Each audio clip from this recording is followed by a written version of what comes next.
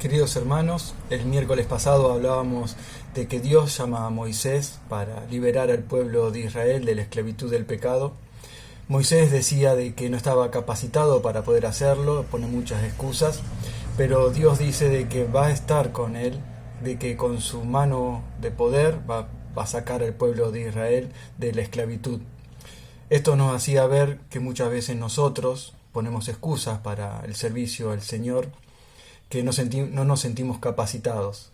Pero si Dios nos está llamando, nos va a dar la posibilidad y la capacidad para poder cumplir con ese servicio que el Señor nos está pidiendo. Ahora vemos a Moisés ya en Egipto, presentándose al pueblo de Israel en Éxodo capítulo 6.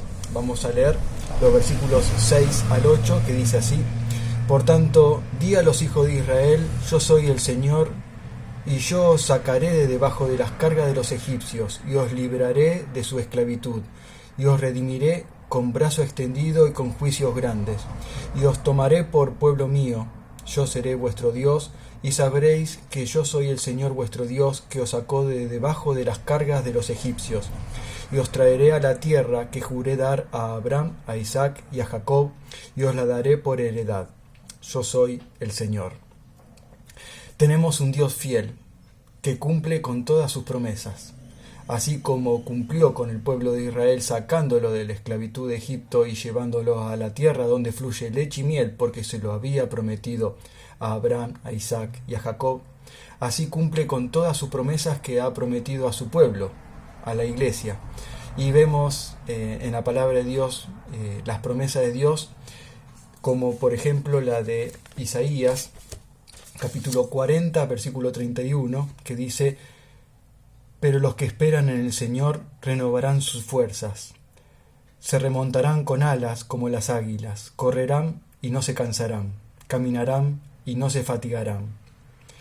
También encontramos una promesa en el capítulo 41, en el versículo 10 de Isaías, que dice así: No temas, porque yo estoy contigo, no te desalientes, porque yo soy tu Dios. Te fortaleceré, ciertamente te ayudaré. Sí, te sostendré con la diestra de mi justicia. Y también encontramos otra promesa en Jeremías, en el capítulo 29, versículo 11, que dice así: Porque yo sé los planes que tengo para vosotros, declara el Señor, planes de bienestar y no de calamidad, para daros un futuro y una esperanza. Todas las promesas del Señor se cumplen en nuestra vida. Son amén en nuestra vida. Ahora vamos a seguir cuando Moisés se presenta ante el faraón, y lo vamos a ver en el capítulo 7 de Éxodo. Póngale pausa a este video para saber bien todos los hechos que ocurrieron. Tienen que leer los capítulos 7, 8, 9, 10 y 11 para saber todas las maravillas que Dios hizo y cómo se produjeron las plagas y cómo lo sacó Dios al pueblo de Israel de esta esclavitud. Yo voy a leer solamente en el capítulo 7 los versículos 10 al 13, que dice así: Vinieron pues Moisés y Aarón a Faraón, hicieron tal como el Señor les había mandado. Y Aarón echó su vara de delante de Faraón y de sus siervos, y ésta se convirtió en serpiente. Entonces Faraón llamó también a los sabios y a los hechiceros, y también ellos, los magos de Egipto, hicieron lo mismo con sus encantamientos, pues cada uno echó su vara, la cual se convirtió en serpiente, pero la vara de Aarón devoró la vara de ellos. Vemos que Satanás imita, copia al Señor en muchas cosas. También vemos que Satanás quiso condenar al hombre, separar al hombre de Dios, introduciendo el pecado en Adán y Eva, en esa desobediencia. Pero la victoria la tuvo el Señor Jesucristo, muriendo en una cruz para el perdón de cada uno de nuestros pecados. Y la victoria la tenemos en Cristo Jesús resucitado al tercer día. Así el Señor siempre tiene la victoria sobre Satanás, sobre el maligno. Y vemos en las plagas que vinieron luego para poder liberar al pueblo de Israel, el juicio que Dios hacía con cada dios de los egipcios. Cada plaga tenía un significado, tenía una condena, una supremacía en cada dios, cada ídolo de los egipcios. La primera plaga fue en el río Nilo, se convirtió en sangre, y fue el juicio contra el dios egipcio Num y Hapi, que eran los protectores del río Nilo. La segunda plaga era de las ranas, y el juicio fue contra la diosa Eker, que tenía una cabeza en forma de rana. El tercer juicio fue de los piojos, y que el juicio fue contra el dios Geb, que cuidaba al egipcio de las cosas terrenales. La plaga de las moscas fue un juicio contra el dios Dua de los egipcios, que era el dios de la higiene personal y de la limpieza.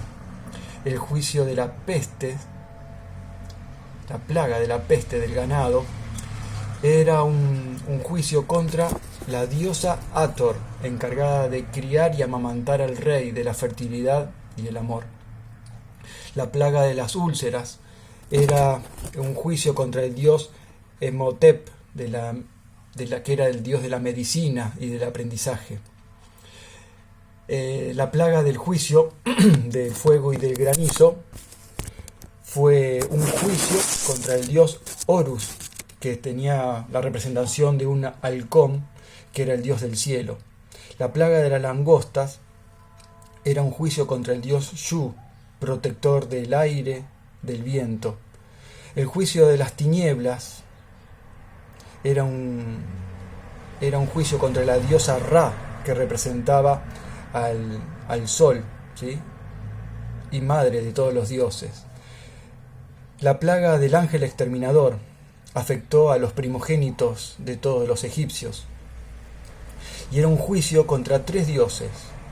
Uno era el dios Osiris, que junto a la diosa Isis tuvieron un primogénito, un hijo, Horus.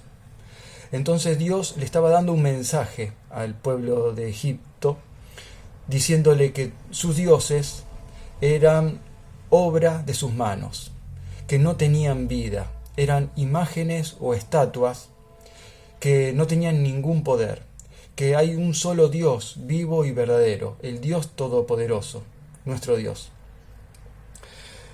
Y tenemos en Romanos, en el capítulo 8, versículo 31, que dice: ¿qué pues diremos a esto? Si Dios es con nosotros, ¿quién contra nosotros? Este Dios Todopoderoso, el que obró para liberar al pueblo de Egipto de esa esclavitud, está con nosotros en cada momento, está en nosotros, porque tenemos a Dios en nosotros, en nuestro corazón. A pesar de que nos puedan desear el mal, tenemos a nuestro Dios que nos protege de todo peligro, que nadie ni nada nos separará de su amor. Les quiero dejar tres preguntas o tres motivos para estar meditando.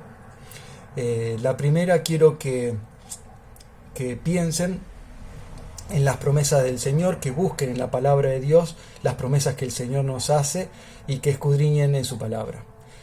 El segundo, quiero que contesten si recuerdan algún milagro que Dios hizo en tu vida o en la vida de alguien cercano a ti.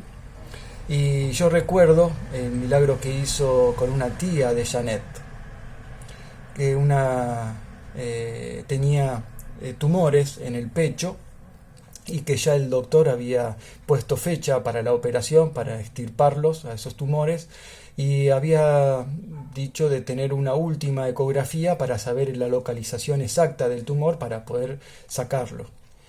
Entonces la iglesia estaba orando por la tía de Janet, y cuando le hacen esa última ecografía, el médico asombrado descubre de que ya no estaba. Ya no había más ningún tumor en el pecho de la tía de Janet. Entonces vemos el milagro de Dios en esa vida. También quiero que respondan: ¿qué fue lo que endureció el corazón de Faraón? Yo les voy a dar 3 opciones, luego esta noche me dicen qué es lo que ustedes piensan. ¿Qué fue lo que endureció el corazón de Faraón? Primero, porque tenía muchas posesiones. Segundo, lo que endureció el corazón de Faraón fue su orgullo.